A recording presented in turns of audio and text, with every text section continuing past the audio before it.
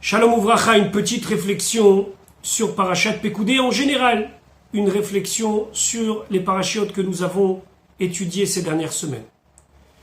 Parmi tout ce qu'il fallait réaliser pour le Mishkan, pour le tabernacle, il fallait fabriquer un kior. Le kior est une espèce de bassin avec une base.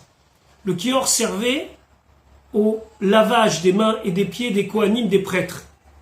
Avant le service, il était nécessaire qu'ils se lavent les pieds et les mains, et Akadosh Baruch Hu a demandé à ce qu'on prépare un kior, donc une espèce de bassin qui ressemblerait un petit peu aujourd'hui à un koum-koum de Shabbat, duquel ils devaient se laver les mains et les pieds avant de pouvoir commencer leur service dans le Mishkan. Quelle était la matière avec laquelle il fallait fabriquer ce kior? Du nechoshet, du cuivre. Rachid de nous dire que Moshe Rabbeinu a eu une difficulté. Laquelle?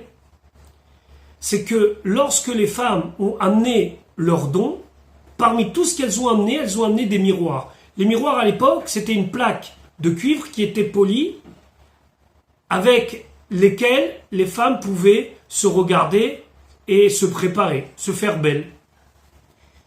Et lorsqu'elles sont venues avec donc ces miroirs, Moshe Rabbeinu ne savait pas quoi faire avec ça. Rachid nous dit qu'il les a mis de côté. Il voyait pas comment quelque chose qui a priori représente la futilité, le matériel dans son sens le plus bas, on va dire, la beauté physique, s'apprêter, comment ceci peut être utilisé pour le Mishkan. Et là, Kadosh Baruch Hu de dire à Moshe Rabbeinu, prends ces miroirs et fais-en le kior. Le kior, oui, le kior avec lequel les kohanim vont se laver les mains et les pieds, avec lesquels ils vont se purifier, ce kior était fabriqué par les miroirs des femmes.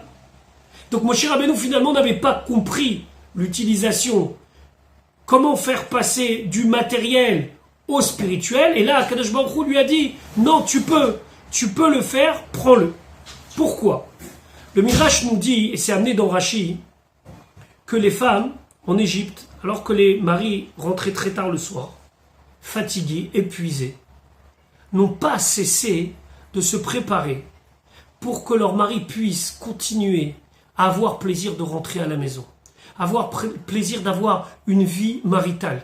Cette vie maritale a donné des dizaines et des centaines et de milliers d'enfants.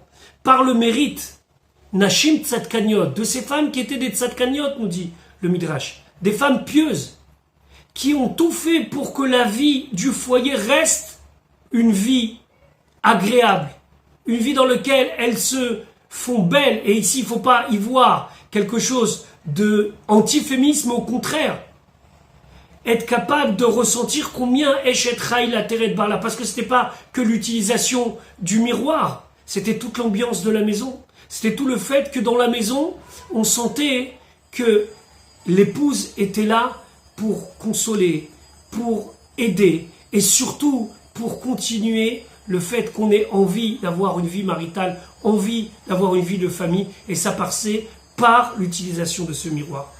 Et ça paraît tout à fait anodin, mais Moshe Rabbeinu n'avait pas compris que par là, il était capable de voir aussi la sanctification du nom d'Akadosh Baruch Hu. Parce que ce miroir, en vérité, c'était le symbole de la vie des enfants et des petits-enfants. Et Tsevot Hashem, les armées de Dieu. D'ailleurs, dans la Torah, les miroirs sont appelés Marot Hatzovot, les miroirs qui ont été assemblés, rassemblés, amenés par les femmes. Mais dans le mot Hatzovot, il y a le mot Tzivot. Tzivot qui veut dire les armées, Tzivot Hashem, les enfants qui sont nés grâce au mérite de ces miroirs.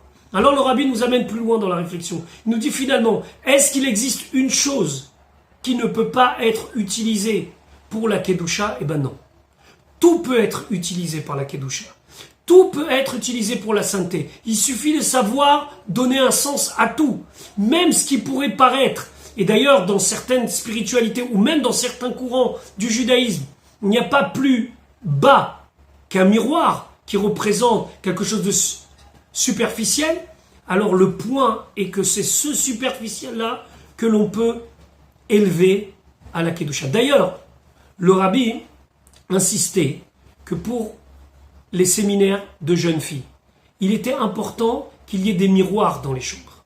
Car il est important de savoir combien l'aspect physique, l'aspect que certains veulent dire spirituel, est important. C'est la raison pour laquelle Moshe Rabbeinu a réussi, avec la demande de Dieu, de prendre ces miroirs et de les élever au niveau du spirituel. Je vous souhaite une bonne journée. Bezrat Hashem, à demain.